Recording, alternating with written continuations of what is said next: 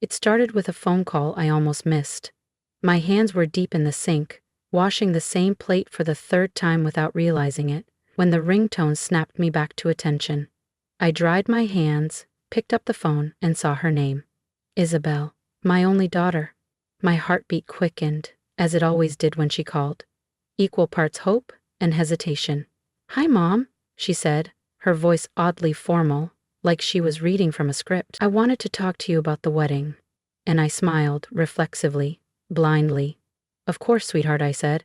"I've been waiting to hear more. Have you picked the dress, the flowers?" There was a pause on the line, a hollow kind of silence. Then she said it. "I've decided it's best if you don't come." At first I thought I misheard. "I'm sorry, what?" She exhaled slowly, like this was harder for her than it was for me. "It's just, there's been tension with you and Tyler. And I don't want drama. I want peace on my wedding day." Tyler, her fiancé, the man who once said I was too controlling because I asked if they had a budget. The same man who called my house quaint and suggested Isabel put me in a condo once they were married. "So you're uninviting me from your wedding," I said, the words tasting foreign in my mouth. "You're my mother, and I love you," she replied, "but this is what's best for everyone." I hung up before I could cry.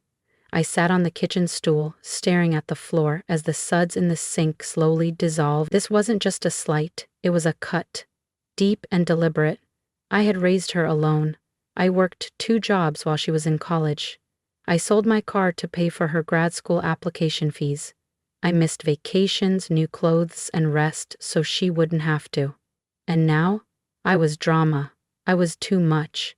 I was, apparently, disposable. That night, I didn't sleep.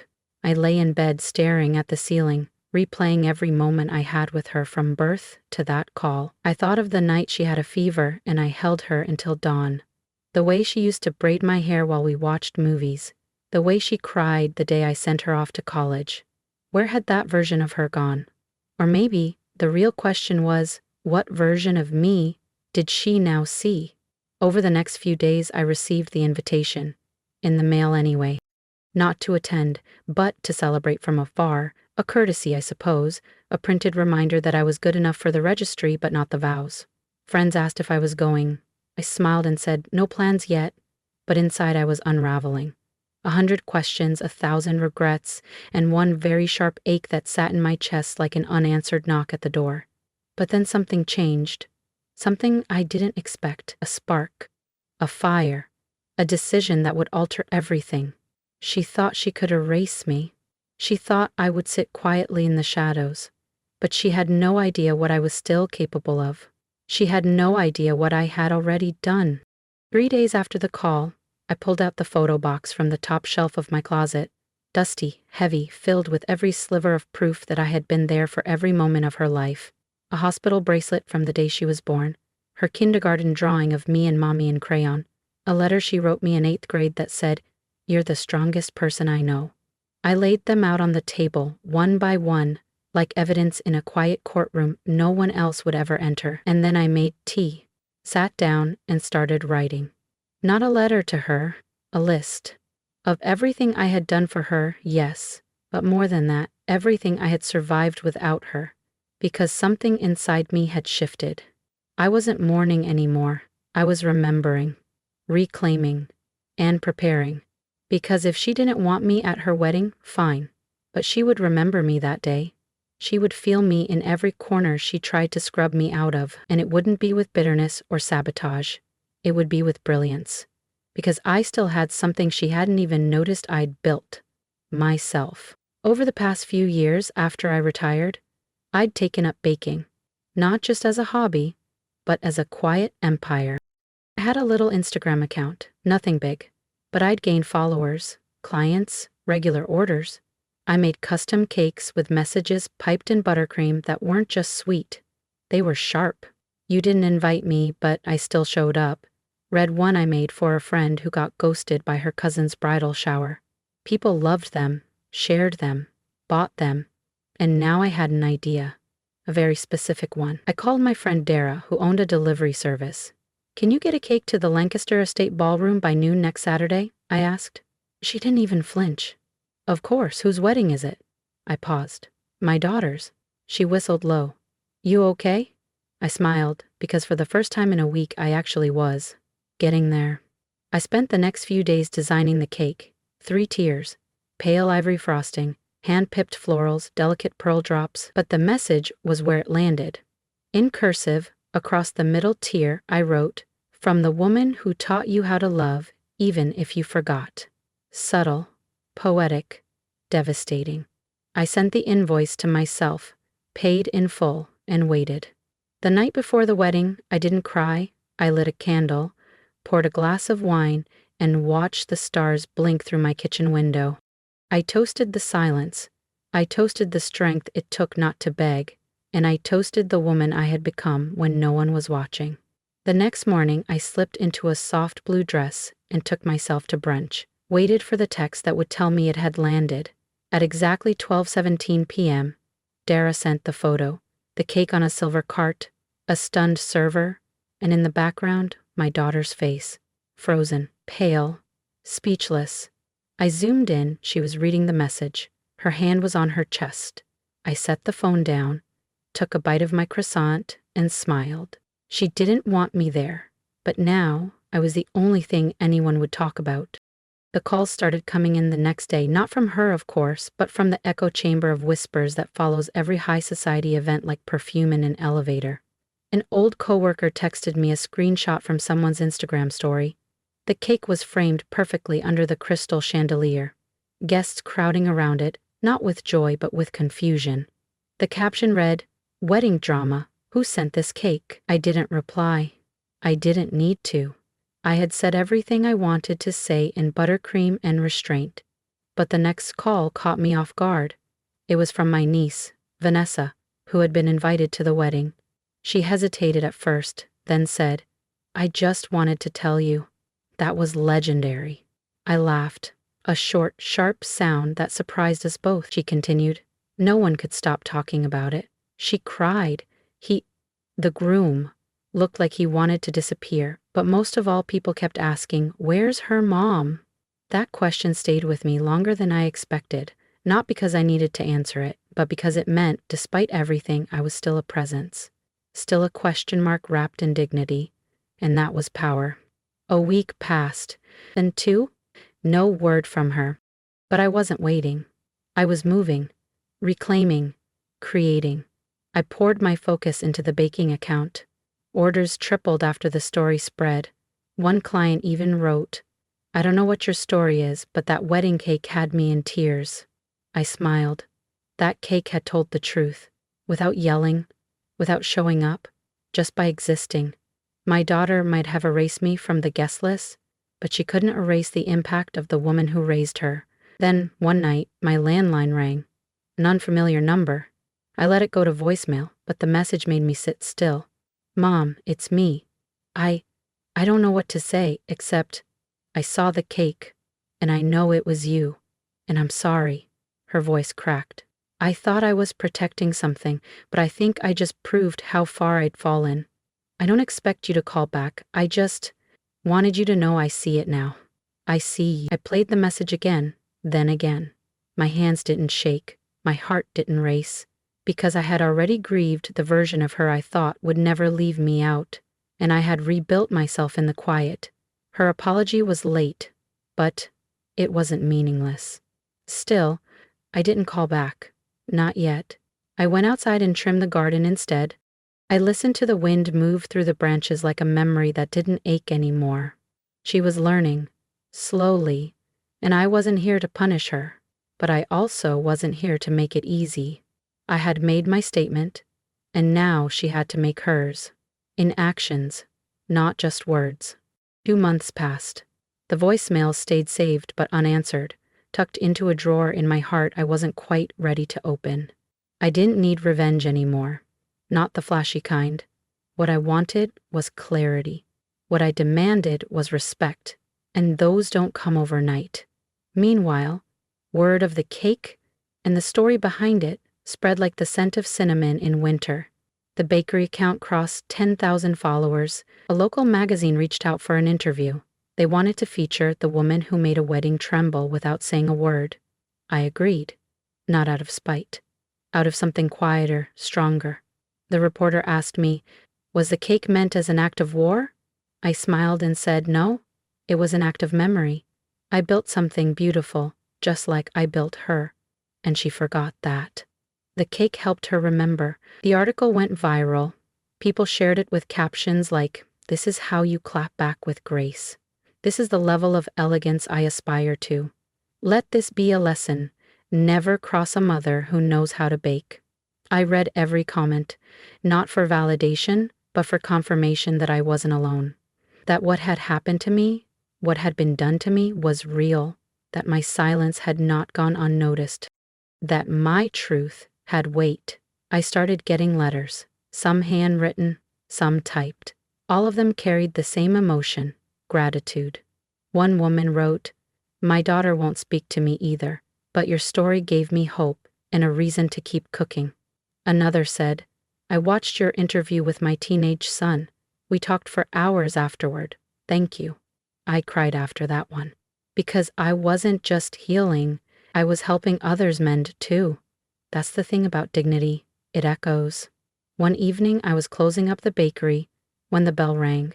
I turned to see a familiar silhouette in the doorway, my daughter. No fanfare, no camera crew, just her in a simple coat holding a bouquet of white tulips. My favorite. Her eyes were red. She didn't speak right away. Neither did I. We just stood there, two women separated by history, disappointment, and a wedding that nearly broke us both. Then she whispered, "I didn't recognize myself that day, but I saw you in that cake, and I realized what I had lost." I took the flowers and placed them gently in water behind the counter. Then I poured us both a cup of tea.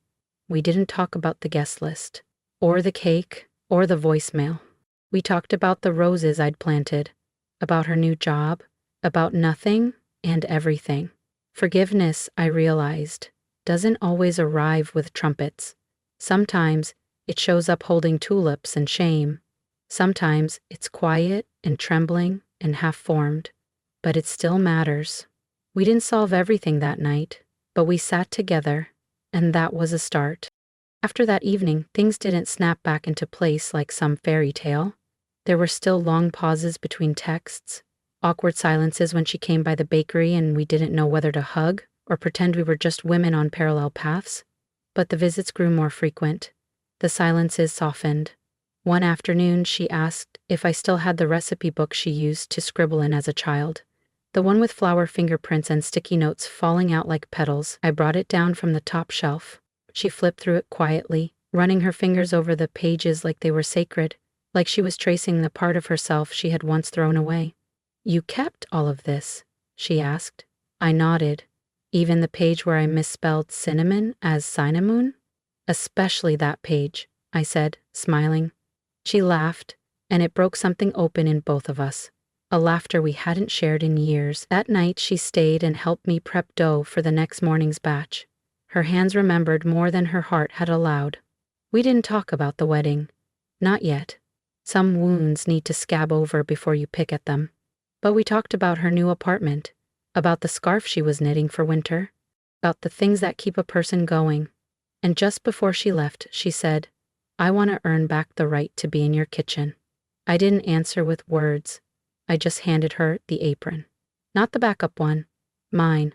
That weekend, I found an envelope in the bakery's mailbox. No return address. Inside was a photograph. Me and her from years ago. Covered in flour, beaming at the camera. On the back, in her handwriting, "I forgot who I was.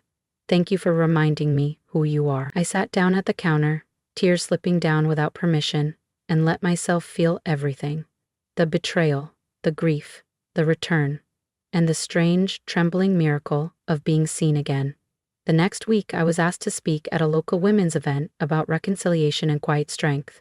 I wasn't sure at first, but my daughter showed up early that morning, holding coffee in one hand and a handwritten introduction in the other. "They need to hear your story," she said, because I needed to hear it too. I stood on that stage, looking out at a room full of strangers who somehow already knew me, and I told them what I had learned. That the pain of being pushed aside by someone you loved most deeply can shatter you. But if you're willing to stay soft, to keep creating, to keep living in the truth of who you are, that love might find its way back. Not always, but sometimes. And when it does, it won't apologize with fireworks. It'll show up with coffee, with cake, with silence that finally feels safe again. The real turning point came quietly, like most of life's most important moments, not with fanfare or an apology shouted across a crowd, but with a knock at my back door. It was a Tuesday. I was kneading dough for a batch of cinnamon loaves, the kitchen warm with vanilla and steam, when I heard it. 3 soft knocks. I dried my hands on my apron and opened the door, and there she stood, my daughter, in a gray sweater and no makeup, holding a Tupperware of something homemade. "I brought soup," she said. I stepped aside and let her in. We didn't say anything for a while. We just stood there in the familiar, fragrant quiet of my kitchen, the clock ticking like it had when she was a child doing homework at the table. Then she said, "I want to explain why I uninvited you." I didn't interrupt. She sat at the table, spooned herself some soup, and spoke like someone trying to stitch together a memory unraveling in her hands. She told me about the pressure, about how her fiancé's family wanted a curated wedding, something polished and upscale, and how she'd started to see herself through their eyes. Less like a daughter, more like a prop. "They said you'd bring drama," she said, ashamed, "that you'd remind people of things I'd rather forget." She looked at me, eyes brimming, and for a second, I believed them. I forgot that everything good in me came from you. I didn't cry, not then, because I'd already done the crying. I simply reached across the table and squeezed her hand. "You believed the lie they needed you to believe," I said, "but you came back to the truth." She nodded, and for a long moment, we just sat there. Then she did something I'll never forget. She pulled out a small velvet box and slid it across the table. Inside was a key. "It's to the guest house," she said. "Behind our new place. It's yours if you want it. I want you close. Not just for the holidays. Always." I stared at the key, its metallic edge glinting under the overhead light. "What changed?" I asked. She smiled softly. "I did. Over the next few weeks, we started weaving each other back into our lives. She invited me over for dinner. I taught her how to make my grandmother's braised brisket. She brought over photos from the honeymoon, and we laughed at how awkward some of the poses were. There was no grand confrontation, no reality TV weather screaming match, just 2 women rebuilding trust. One shared meal, one late-night phone call, one unspoken understanding at a time. And then, one day, she asked me to come with her to a community event. "They're honoring women who shaped their daughters' lives," she said, blushing. "They asked me to speak. I want you there, front row." I went. I sat. I listened as my daughter stood on that stage and said, "I thought strength meant silence, but my mother showed me that real strength is truth spoken with kindness." I turned my back on her, and she didn't retaliate. She rebuilt. And because she did, so did I. The applause that followed didn't matter. What mattered was that in a room full of strangers, my daughter made sure I was known, and that, to me, was the real wedding, the vow that mattered, the reunion that counted. The following spring, the house I had once called home sold for a modest price, and I moved into the guest house my daughter had offered. Small, sunlit, just enough room for the essentials and a reading nook by the window. I didn't need more. I had traded square footage for peace, for proximity to the woman I had raised and nearly lost. And from my tiny garden outside the guest house, I watched something unexpected grow. Not just tomatoes and tulips, but forgiveness, resilience, and the beginning of a new kind of family. My daughter and I began a tradition. Sunday dinners in her kitchen, where we'd cook together, side by side, the way we hadn't done in years. Sometimes her husband would join us, cautiously at first, then with more warmth. I noticed how he softened whenever he saw the 2 of us laughing, how he looked at his wife when she was fully herself, no longer bending to other people's expectations. One evening, as I was slicing pears for a tart, he turned to me and said, "I was wrong about you." I didn't ask what he meant. I didn't need to. We both knew what had been said, what had been believed, what had been undone. Meanwhile, the community event sparked something unexpected. A young woman from the audience reached out through email. She said she had watched my daughter's speech on a live stream and recognized pieces of her own story. I haven't spoken to my mom in years, she wrote, but your daughter made me think, maybe I should. Then came another message, and another. Women, mothers, daughters, estranged families who suddenly saw themselves reflected in our reunion. I was invited to a mother-daughter retreat, asked to speak about reconciliation and boundaries and how to repair what betrayal once shattered. I accepted, not because I wanted recognition, but because I wanted others to know it was possible. Possible to rebuild without erasing the hurt. Possible to return without pretending nothing broke. That summer, I stood before a room of 300 women, many of them clutching tissues or fidgeting nervously beside the mothers or daughters they'd brought. I told them the truth, that forgiveness isn't a switch, that it's a garden. You have to tend it, weed it, water it, and sometimes you have to let it sit fallow before anything can bloom again. Afterward, a woman my age came up and hugged me tightly. You said everything I wish I'd heard 10 years ago, she whispered. And I thought to myself, better now than never. One Sunday, my daughter brought over a photo album she'd been making in secret. It was filled with snapshots of us, past and present. Me holding her as a baby, her holding my hand at the retreat. Sticky notes with her handwriting beside each one. Thank you for staying, one read. Thank you for still seeing me, said another.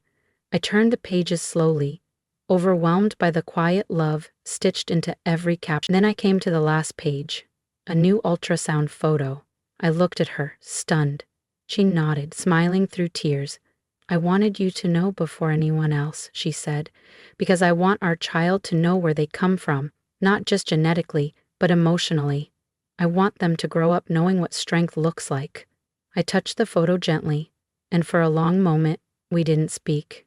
We just let the future sit between us, glowing, a life that hadn't yet arrived, a bond we'd fought to repair, and the knowledge that this time, no one would be uninvited. The baby was born on a bright morning in late August, with sunlight streaming through the blinds like stained glass. I was there, holding my daughter's hand through each contraction, steady and silent, the way she once needed me to be. When the cries came, hers, then the baby's, she turned to me, tears falling, and whispered, Mom, we did it. They named her June. She had my cheekbones and a full head of hair. When I held her for the first time, I whispered my name to her, not a title, but a truth. I wanted her to know me by story, not just role. I stayed in the main house those first few weeks, helping through the fog of midnight feedings and early morning lullabies. We were tired, but we were whole. And one night while rocking June under the stars, my daughter said, I used to think you were too much. Now I know you were exactly what I needed. I just squeezed her hand.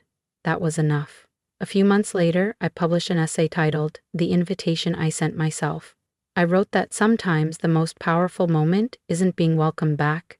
It's deciding to show up for yourself anyway. The piece went viral. Women wrote to say it gave them the courage to re-enter their own stories, not for revenge, but for self-worth. As for Caleb, he never came back, but I believe he read it, and that's enough. Some absences don't need answers. Now, June toddles through my garden, watering sunflowers with a pink teacup, calling them fireworks. My daughter watches from the patio. We talk about everything now. Things we once buried, and in those talks, we don't just rewrite the past, we reshape the future. So if someone once made you feel like too much, too messy, too loud, too inconvenient, send the invitation anyway. Build your own table, write your own return. Because the most beautiful revenge isn't loud, it's lasting, and sometimes it looks a lot like joy.